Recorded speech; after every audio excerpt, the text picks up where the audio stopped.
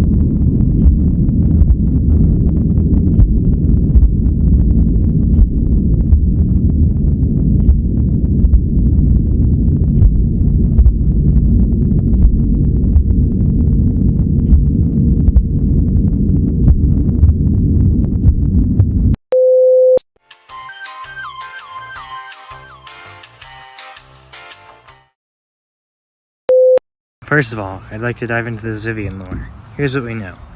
Jack is a boy with a fat face. Brad is a boy who eats foil. Johnny is a boy who is stung to death by bees. Jay Jr. is a boy. Young David is a boy who writes stories. Wayne L. Hubris is a friend of Uncle Jay, and a friend of a man who is someone's father. Vivian is an aunt.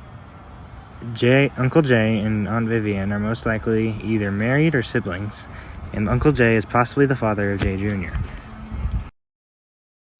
There was an incident on Thanksgiving. This event involved the death of Johnny Boy, whom was stung to death by bees.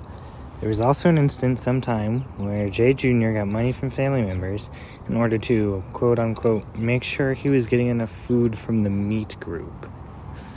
There is reason to believe that not everyone who attended Thanksgiving lived together. Vivian sends out letters regarding Jay Jr.'s behavior. People don't send letters to people they live with.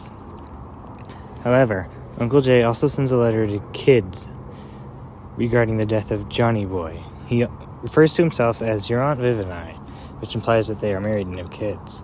He also says he hopes next year will be much better, which implies they were possibly visiting. What I have pieced together is that it could be possible that there are two sides of the family. These two parts of the family visited each other for Thanksgiving, and Johnny Boy, who we are not sure which side of the family is on, most likely the opposite of Aunt Vivian and Uncle Jay, died during this time due to bees.